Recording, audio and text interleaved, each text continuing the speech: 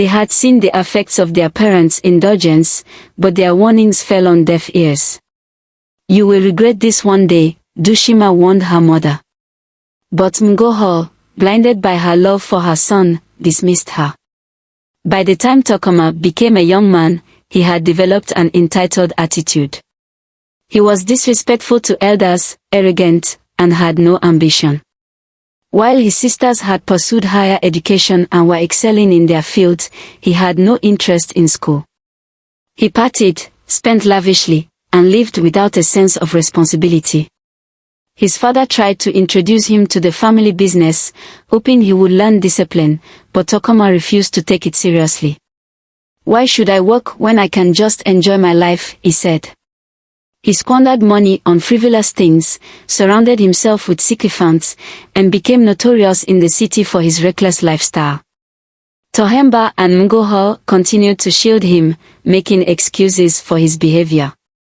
Even when he was rude to his father in public, they refused to acknowledge their mistake.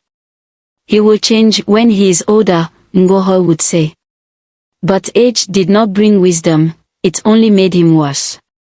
His sisters tried several times to speak with him, but he dismissed them. "You are women. You should mind your business," he would say. "I am a man, and I can do whatever I want." One day, Torkuma set his eyes on a beautiful young woman named Verse. She was gentle, respectful, and came from a disciplined home. When he approached her, she hesitated, for she had heard stories of his arrogance.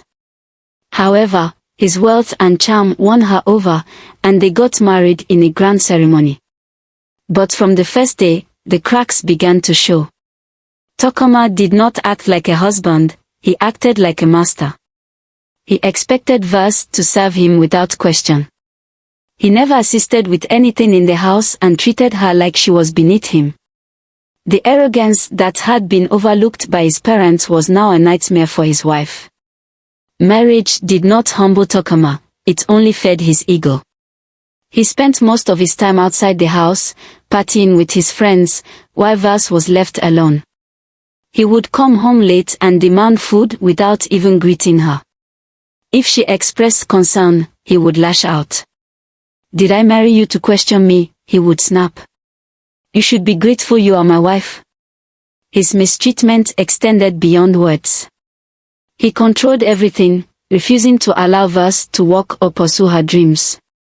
"No wife of mine will be seen outside walking like a commoner," he declared. But despite keeping her at home, he refused to give her money for upkeep. Verse struggled to buy groceries and take care of the house. Many times, she had to secretly ask Torkuma's sisters for help, and they obliged, knowing she was suffering. When Verse became pregnant, she hoped that the arrival of a child would change her husband. But when their son, Tava, was born, Torkuma only became worse. He showed no interest in the baby, never held him, never changed a diaper. "Raising children is a woman's job," he scoffed. He spent more time outside the house, returning drunk and aggressive. The few times he was home, he treated Verse with indifference or contempt. Torkuma's sisters, now married and successful, were horrified by how their brother treated his wife. They visited him multiple times to advise him. "Torkuma, your wife is not your slave. You need to love and respect her," Ngoran said. "Do not end up like a foolish man with nothing because of arrogance," Dushima added. But he dismissed them, laughing. "You women think you can teach me how to be a man. I am not listening to this nonsense." One evening, after another night of insults and neglect, Verse made a decision. She packed her belongings, took her son, and left. Torkuma laughed. "She will come back. Women always come back." But she never did. Without Verse, Torkuma's life began to unravel. He had no idea how to take care of himself, let alone his child. His mother, who had once defended him, finally saw the damage she had caused and refused to help him. He lost friends, was fired from the family business due to his arrogance and mismanagement of company funds, and was left alone.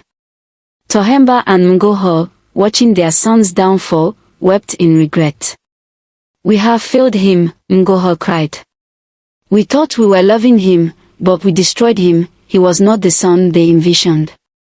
Torkuma's sisters, now happy in their lives, saw the mess their brother had become. "You see now? You raised a boy, but you never raised a man," Dushima said bitterly. Alone and broken, Torkuma finally realized, too late, that discipline and values were the true riches of life. This story teaches us that 1. Parenting with favoritism breeds entitlement. 2. Wealth without discipline leads to destruction. 3. Traditional gender bias can be harmful. 4. A parent's choices shape their child's future. 5. A name and legacy are carried by character, not gender. Please, if you enjoyed this story, please hit the like button, share with us in the comment section what you learned from this story, and please subscribe to the channel. Bye, see you in my next video.